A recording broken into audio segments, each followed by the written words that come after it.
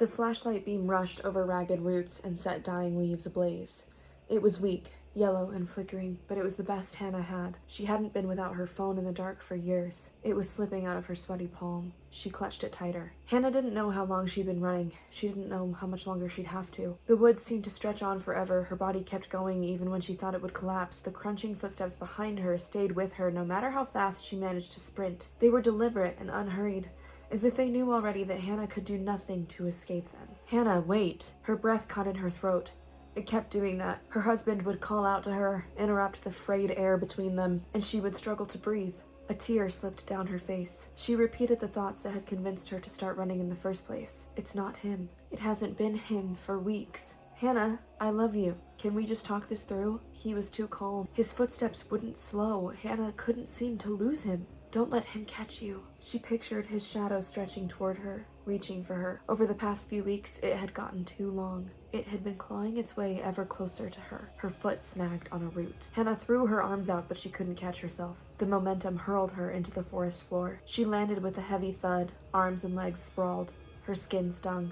She tasted dirt. She drew in a strained breath. She managed to look up just as Thomas stepped into the beam of her flashlight, which was inches away, close enough to imagine reaching, but too far for her fingers to stretch without moving closer to her husband. "Why are you running from me?" Thomas took another step. Hannah scrambled backwards. Twigs and pebbles bit into her bare legs.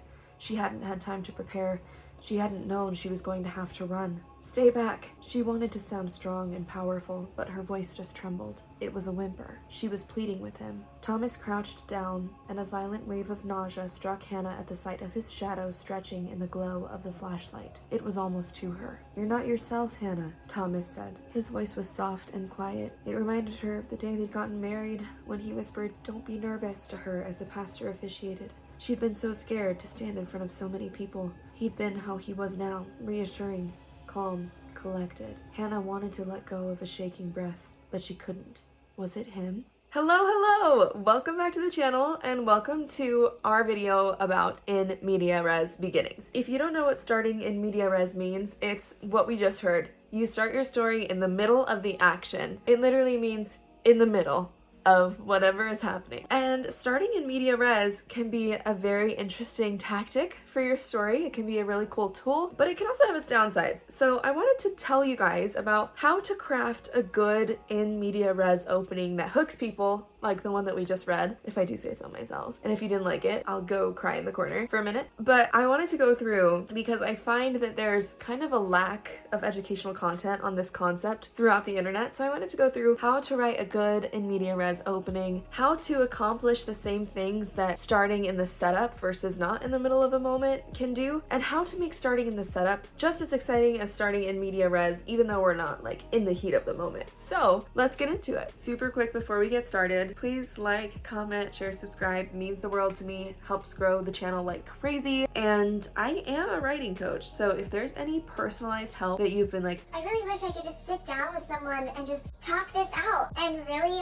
iron it out and fix it and get on the road with my story, I'm your gal. Feel free to jump over to my website and schedule an introductory phone call with me, and we can talk about how coaching might help you in your story. First, I want to go really quickly through the reasons why you should start your story in media res. If you're thinking that you want to do it, here's a few reasons why it is a strong start for your story. First of all, there's action. There's intensity. It kind of grabs readers with a powerful hook right off the bat. You don't have to waste time getting to the thing that's really interesting and exciting. You just go and they're hooked. Another reason why this can be a good way to open your story is that if you start with a scene that happens in the future, it can create anticipation and suspense. Like the example that I just showed you guys, this is a scene that would happen later in the story after we've already met Hannah and Thomas, and we've seen Thomas's behavior change a little bit, and we've seen things starting to get strange, and we're just waiting for this moment to crop up. It's like that Hitchcock quote that I talked about in my suspense video about how knowing that the bomb is under the table, knowing that this thing is gonna happen later, the explosion is coming up, makes that wait where the characters are unaware so much more intense. And the third reason why this might be an appealing way to start your story is that you can skip the boring stuff. You can skip all of the setup, you can skip all of the stuff that you aren't sure you can make very exciting, and you can just start off with a bang, get your readers in right away, and then kind of go into the boring stuff after that. So really quick, I want to talk about how you can write a beginning that starts in the setup, maybe starts in the boring stuff, but but we can still accomplish those things that in media res accomplishes. We can still make it intense and full of action. We can still make it a hook. We can still make it not boring. So here are a few ways to do that. The first one is to find an important moment in the setup. Make it still setup, but make it intense. For example, I just started watching Midnight Mass, and at the very, very beginning, the first thing you see in Midnight Mass, spoilers for the first 2 minutes of Midnight Mass, you see our main character right after a car crash in which he killed a young girl driving drunk. And so it's not a middle of the story moment. It's not in the middle of the action. It's not the middle of the car crash. There's no really action going on, but it still is like, oh my God, there's an important thing happening here. We're setting it up still. We still don't really know who he is, why we care about him, but it's important. And we are immediately kind of hooked into that. The other thing you can do in your first chapter or your hook moment is to create anticipation in the reader with foreshadowing a future issue or dropping hints at something that may arise or be a problem later. I like to call this Chekhov's problem. You can create Chekhov's problem, and this is a good practice for any story, whether or not you're starting in media res. It's always good to plant little seeds of like, oh my God, what's gonna happen later in the reader's brain in the beginning stages of your story, sometimes even in the middle and sometimes even at the end if you're writing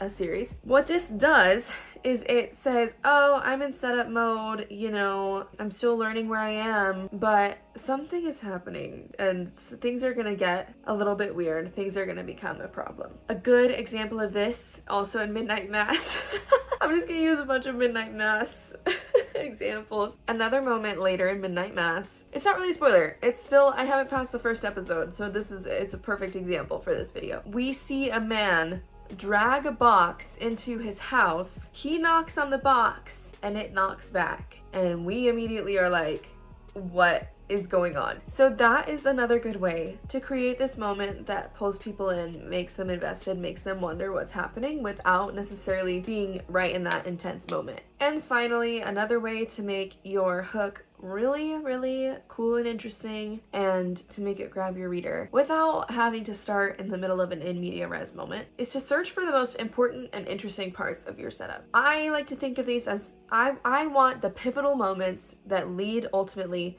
to the inciting incident. So you're going to want to look at the domino effect of your story, right? Every good story has a domino effect. Character does something at the start, domino happens, domino, domino, domino, domino, all the way to climax. That's what we want to look at when we are creating this hook moment. We want to say, what's the first domino or the second or third? What domino can I start on? And we're still before the inciting incident, we're still in the setup, but we're looking at something really important that impacts the rest of the story. Now, here are some reasons why maybe you shouldn't start with an in media res beginning. Number one, the hook will only be powerful if you develop your characters well. You could grab somebody with a really cool hook, they could read chapter 1, they could get to chapter 2 and say, oh, there's actually no substance here and I actually don't care about this. An in media res beginning loses its power very, very quickly if you don't follow it up with things that are just as interesting and complex and intense. Like in Breaking Bad, when we go from Walter White driving furiously this RV and he's pantsless and he's recording his last words to his family, he thinks the police are after him, and then we rewind and we see that he is kind of this normal dude living this normal life, but he has this cough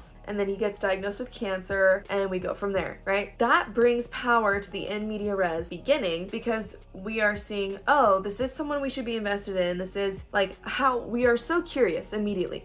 How did he get from high school teacher, normal family, has a cough, to pantsless RV, his partner is masked and slouched in the front seat and he is driving furiously and recording his last words to his family because he thinks the police is gonna get him. How did we do that?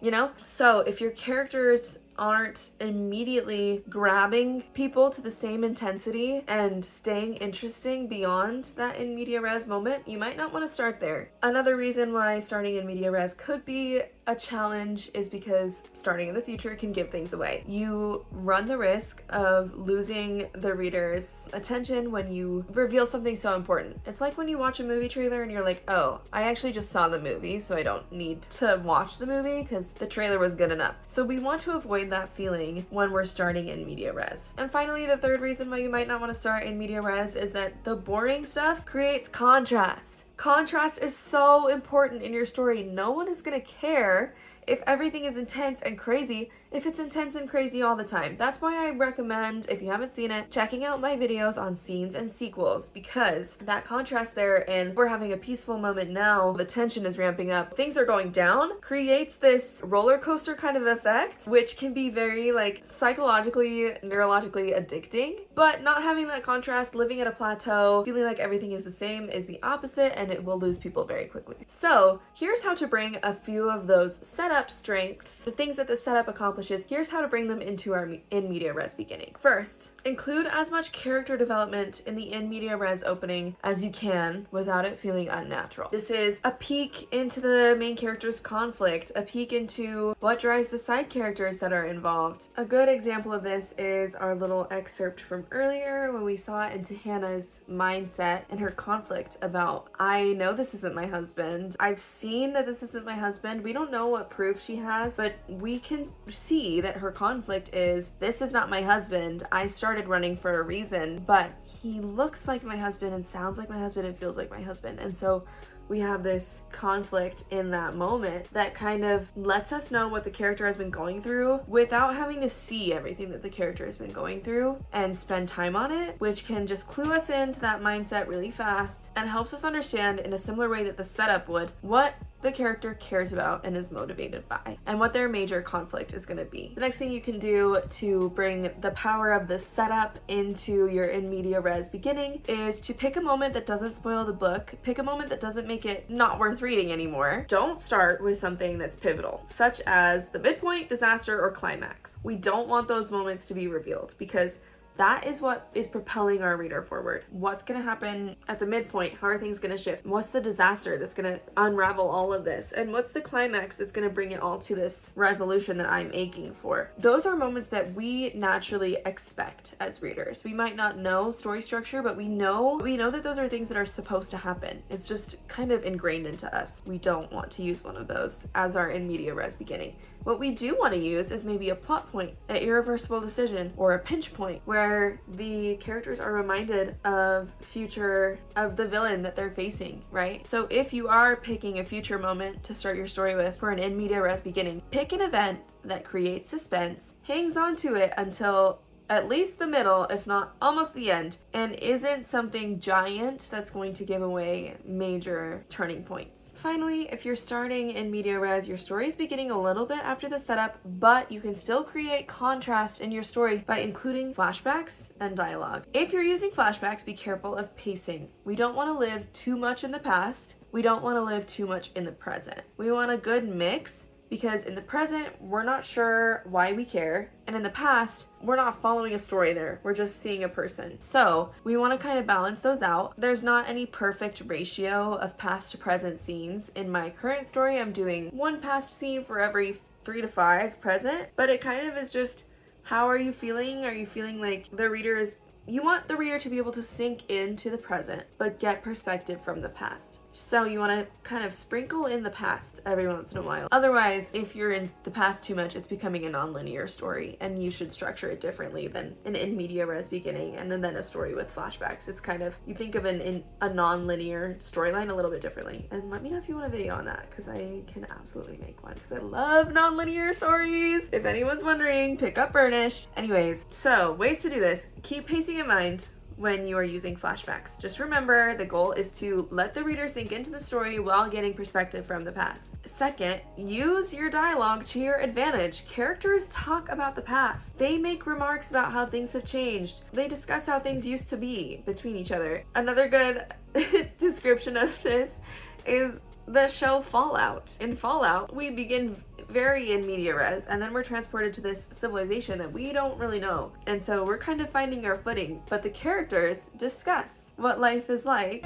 After 10 years of cousin stuff, I'm definitely excited for the real thing. And so we get a good perspective of that contrast. As soon as our character steps out into the adventure of the story, we're like, oh, this is different. So now that we've been over why you might want to start your story in media res or why you might not, how to bring the setup into your media res beginning, and how to bring the in media res feeling of intensity into your setup, let's go in now into how to write a good in media res beginning finally. First, study and mimic other stories with good in media res beginnings. Fallout, Breaking Bad, Homer's Iliad, and Odyssey, which I have not read, but are good examples. See what appeals to you and what doesn't. See how you can use those things in your story. This is one of my biggest writing suggestions across the board. Take the stories you like, study why you like them, replicate, because there is something that those stories are doing right to grab you and catch your attention and keep you hooked. All art is a copy of itself. There's no original thing anymore. Everything is a mix of everything else. So it is okay for you to say, I really like how that show did this beginning. I really like how that book pulled me in immediately. I'm going to recreate that. That's not against the rules. Just do what you like. If you see something you like in another in media res beginning, use it. My second tip is to plot your story.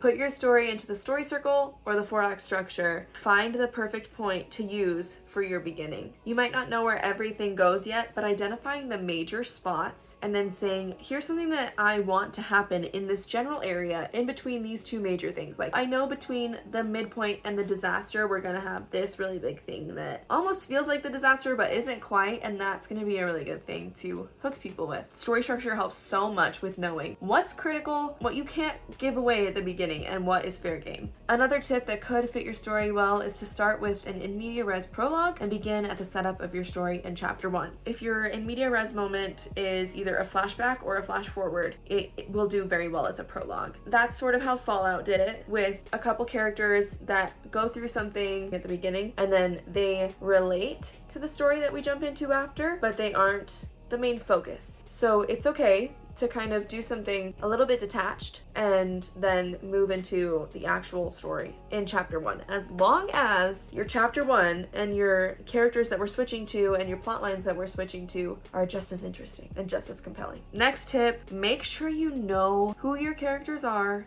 and what they're struggling with. This is the key to power as a writer. I've found, which I think is very interesting, that people really get attached to Heart in Burnish. My favorite character in Burnish is Oriana, but Oriana's struggle is not as immediately apparent in sentence 1 as Heart's is. And Heart has a very kind of in media res moment that we're starting with. We don't get much setup for her, but because I went into it knowing the struggle that she has around freedom and how much she wants her freedom and how much she hates being a slave and she hates hurting people for her masters, because I knew all of that, I was able to bring that into this moment that otherwise could have fallen very flat. If there's no character involvement, spoilers for Burnish chapter 1, it's just a banshee killing people. But you add in some character flavor and you get this moment that's deeply involved. And you feel for her and you want to see her get free. That is the key. That is what will bring your readers back. They will say, this character is actually struggling with something. This character is a human. This character is someone I want to be following. That is a huge part of making your in media res beginning work. Know what your character is struggling with and what they want and why they are in this situation in this moment. And finally, my last tip for writing a good in media res opening is to understand that your first chapter of your story is a promise to your reader. That's what it is. It's you saying, hey, I swear that if you keep reading this book, you will get this kind of story. You don't pick up a book and read a sci-fi prologue only to enter a fantasy world in the next chapter. You don't press play on the first 5 minutes of a movie and watch an entirely different film. This first chapter, this hook, this in media res moment, even though your book is not going to be this intense and grabby and addictive this whole time, it's a promise. You're saying that this is going to be the tone. These are going to be the characters. This is going to be the struggle. This is going to be where we end up eventually, or this is going to be important backstory, or this is a valuable moment to pay attention to. So the biggest thing you can do, just like I mentioned with the Breaking Bad beginning, is to take